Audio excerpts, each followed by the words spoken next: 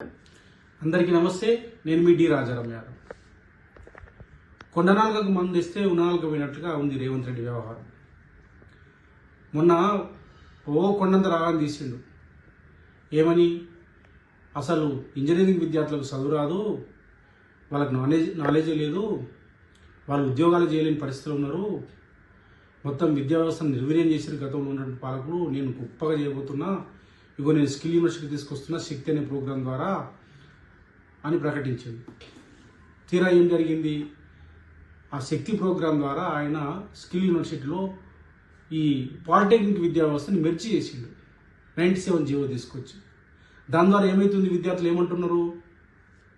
మాకు మొత్తానికి మోసం వచ్చింది, కొత్త స్కిల్ ఏమో కానీ యూనివర్సిటీలో మెర్జ్ చేయడం వల్ల, స్కిల్ యూనివర్సిటీలో మెర్జ్ చేయడం వల్ల మా ప్రోగ్రామ్ అంతా డిస్టర్బ్ అయ్యే పరిస్థితి ఉన్నది, మా భవిష్యత్ అంతా అంధకారంలోకి నెట్టబడుతూ ఉన్నది.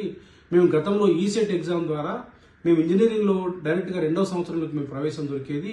ఇప్పుడు మళ్ళీ మేము ఇంజనీరింగ్ చేయాలంటే మేము మళ్ళీ ఇంటర్మీడియట్ చేయాల్సిన పరిస్థితి. అంటే ఈ 3 సంవత్సరాలు, మళ్ళీ 2 సంవత్సరాలు, మళ్ళీ 5 సంవత్సరాలు, ఈ రకంగా మొత్తం 11 సంవత్సరాలు మాకు మొత్తం మా చదువుకు మొత్తం పోతా ఉన్నది. దీనివల్ల మొత్తం నష్టం జరుగుతుందని చెప్పేసి వాదిస్తున్నారు. ఇంకోటి ఏం చేసిండ్రు ముఖ్యమంత్రి గారు? ఈ skill university, young India skill university ఏంది?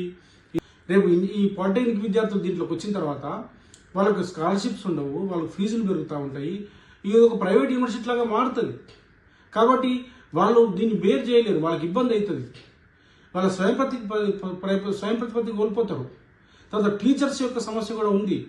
వాళ్ళ పదోన్నతులు కానీ లేకపోతే వాళ్ళ సాలరీస్ కానీ వాళ్ళ అన్ని రకాలుగా వాళ్ళు ఇబ్బందులు పడే పరిస్థితి ఇలా ముఖ్యమంత్రి గారు తీసుకొచ్చారు. అంటే ఏమాత్రం ఆలోచించకుండా, ఏమాత్రం వర్కౌట్ చేయకుండా వాళ్ళు ఉట్టిగానే ఎవరో చెప్పిన దాన్ని విని మేఘాల మీద ముఖ్యమంత్రి గారు ప్రతి ఇట్లా చేస్తున్నారు, ఇది కూడా అట్లా చేసింది. ఇలా మొత్తం విద్యా వ్యవస్థ అంతా కూడా ఇబ్బంది పడే పరిస్థితి. మరి పోనీ అది మిస్టేక్ అయింది, మరి దాన్ని మేము రెక్టిఫై చేస్తామని ప్రకటించడం కూడా లేదు వీళ్ళు. ఇలా పిల్లలు రోడ్ల మీదకి వస్తూ ఉంటే ఇలా పోలీస్ ఆఫీసర్స్ ఆ పిల్లల గొంతు బట్టి ఇలా చంపే పరిస్థితి కనిపిస్తూ ఉన్నది. ఒకవైపు ఏమో అసలు మేము జెన్జీకి సపోర్ట్ ఇస్తున్నామని చెప్పేసి రాహుల్ గాంధీ మాట్లాడతాడు. ఇక్కడ జరుగుతుంది ఏంది? రేవంత్ రెడ్డి, కాంగ్రెస్ పార్టీ, పోలీసులు, ఇలా ప్రభుత్వం ఇలా విద్యార్థుల మీద దమనకాండ కొనసాగిస్తున్నాం. చిన్న పిల్లలు, మన పిల్లలు లేరా? ముఖ్యమంత్రి గారు మీరు ఆలోచించండి, ఏం జరుగుతుంది, ఎటుపోతా ఉంది ఈ రాష్ట్రం. కాబట్టి మీరంతా కూడా పిచ్చి తుగ్లక్ లాగా వ్యవహారం చేస్తున్నారు. గతంలో మహమ్మద్ బిన్ తుగ్లక్ కూడా ఇట్లాగే చేసిండు, అన్ని తొందరపాటు పనులు. ఆ ఢిల్లీ నుంచి తీసుకొచ్చా దేవరికి రాజధాని మార్చిండు.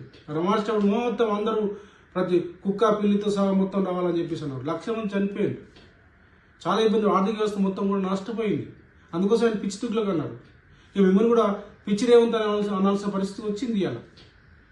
కాబట్టి అన్ని పిచ్చి పిచ్చి పనులు చేస్తూ ఉన్నారు, ఏది చేసినా మీరు కరెక్ట్ చేయట్లేదు. అందుకోసం ఇప్పటికైనా ఆ జియో 97ని మీరు ఇమీడియట్గా రద్దు చేసుకోవాలి, విద్యార్థులకు క్షమాపణ చెప్పాలి, ఎవరైతే దాడి చేసారో పోలీస్ ఆఫీసర్స్ని మీరు శిక్షించాలి. మీరు కంప్లీట్గా ఆ పాలిటెక్నిక్ విద్యా వ్యవస్థని ఇంకా బలోపేతం చేయండి. మీరు స్కిల్ యూనివర్సిటీ మీరు సపరేట్గా చూడండి, దీన్ని ఎందుకు మీరు చేస్తారు? మీరు 10,000 కోట్లు పెట్టండి, మీరు 1,000 కోట్లు పెట్టండి మీ యూనివర్సిటీకి, స్కిల్ యూనివర్సిటీకి. మీరు గొప్పగా మీ పేరు తెచ్చుకోండి. అటు పాలిటెక్నిక్ విద్యార్థులకు సపరేట్గా మీరు చేయండి.